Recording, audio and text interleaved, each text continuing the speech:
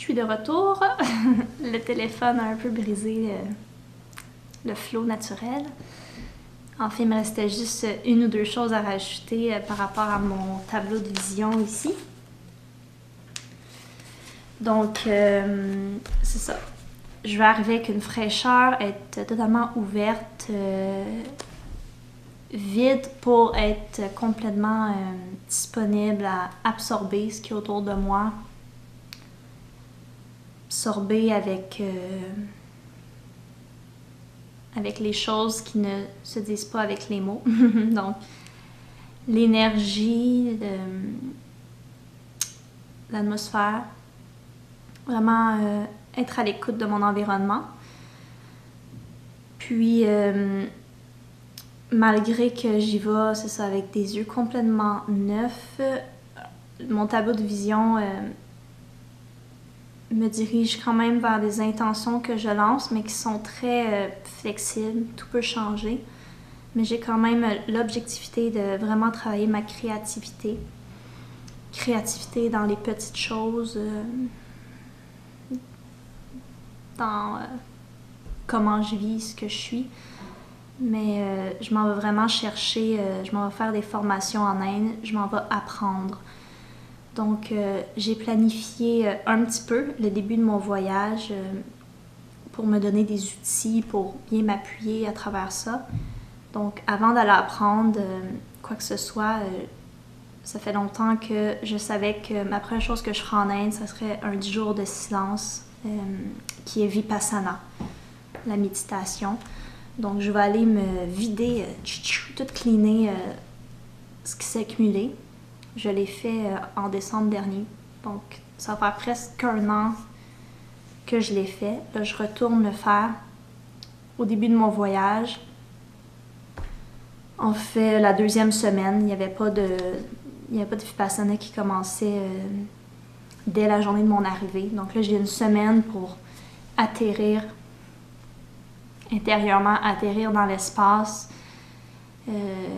Je suis chanceuse, quelqu'un va m'accueillir à Delhi, une jeune femme avec un appartement là. Donc je vais passer 2-3 jours chez elle. Ensuite, je vais sûrement faire un petit tour à Vrindavan, qui est un village-ville où il y a beaucoup de les Krishna. Donc je m'en vais un peu dans une zone de confort. Je les ai déjà rencontrés, fait des chants avec eux. J'aime vraiment l'énergie des Krishna. Donc, je vais aller là quelques jours. Puis ensuite, c'est ça, je vais me rendre à ma méditation qui est à Bhopal. Pendant 10 jours, je vais être dans un silence. Ensuite, je vais sortir de là déjà assez vide au niveau mental et préoccupations. Puis là, je vais être prête à accueillir mes apprentissages. Je m'en vais à une école qui est également à Bhopal, une école de musique, qui est le Drupad. Je ne suis pas sûre si je prononce correctement, mais c'est des chants traditionnels indiens. Un peu le yoga du son, le yoga nidra, si je ne me trompe pas. Peut-être que je me trompe. Mais c'est le yoga du son, puis le chant méditatif. J'ai pas grandi dans une famille musicale. Ça va être totalement neuf. Ma première vraie formation en musique, mon premier plongeon en musique. Mais j'ai vraiment... j'ai ça en moi, ce vouloir d'aller en musique, la créativité, parler, chanter. Donc je m'en vais là. L'école voulait avoir une idée de combien de temps je restais. Je réalisais 1 mois. 1 mois, je pense que c'est un bon moment pour aller en profondeur dans un certain apprentissage. Mais à partir de ce moment-là, là, j'ai rien planifié d'autre.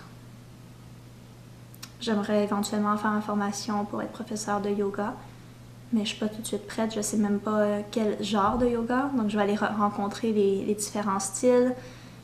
Je vais aller explorer les écoles, vraiment laisser mes pas me guider vers l'endroit où je devrais apprendre. C'est vraiment important où tu fais ta formation. Après ça, tu absorbes tellement d'informations, tu absorbes l'énergie de la personne, sa façon de faire. Puis quand tu enseignes, c'est un peu que si, oui, tu mets à ta façon, mais tu deviens un peu cet apprentissage-là. Donc, je veux vraiment m'assurer d'avoir un apprentissage qui me semble authentique. L'authenticité, ça va toujours être quelque chose. Je ne l'ai pas marqué sur mon tableau, mais c'est comme si dès ma naissance, c'est ça que je m'en vais chercher dans la vie, l'authenticité, la pureté. Donc, c'est ça. Ça va être un voyage très créatif. Donc, j'ai marqué apprendre, des formations, la découverte, un engagement, l'effort, la persévérance. Ça fait un petit bout, je suis dans un mode relaxation, vacances. Je recharge ma batterie d'énergie. Je sais que j'en vais avoir besoin. Je vais avoir besoin d'une énergie, d'un effort constant. Je m'en vais apprendre, je m'en vais grandir. Ou comment, ce n'est pas prédéfini, mais j'aimerais ça avec mes vidéos, vous garder au courant. Je veux pas garder trop contact côté technologique, là. Je veux vraiment minimiser. Mais j'ai ma caméra. Je veux partager quelque chose qui est authentique, dans le moment. Un moment spontané, je vais sentir le besoin de vous parler. Vous qui m'écoutez, c'est qui, je sais pas. Je le fais pour moi-même aussi. Donc, je vous partage mon expérience, je me mets vulnérable. Je vais m'ouvrir à vous.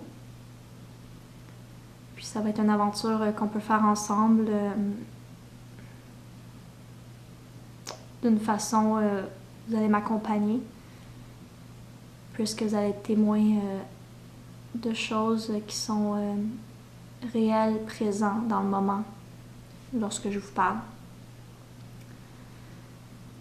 Donc, moi je suis prête pour l'aventure. Il me reste 2 semaines, il y a encore des préparatifs. Ça se peut que je vous revienne. Merci pour votre écoute. Merci. Si vous ne seriez pas là, je ne serais pas là non plus présentement. Donc, c'est une co-création. Mes mots-clés aussi dans la vie, c'est coexister. Il faut s'unir dans la différence. Eux qui m'écoutez, peut-être vous feriez jamais ce que je fais, mais probablement que je ne ferais pas non plus ce que vous faites. Puis c'est c'est à travers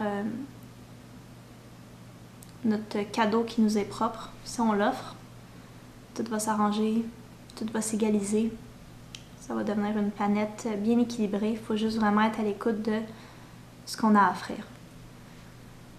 Puis moi, ce que j'ai à offrir, c'est mon authenticité et mon courage vraiment d'aller dans l'inconnu. Merci. Namasté.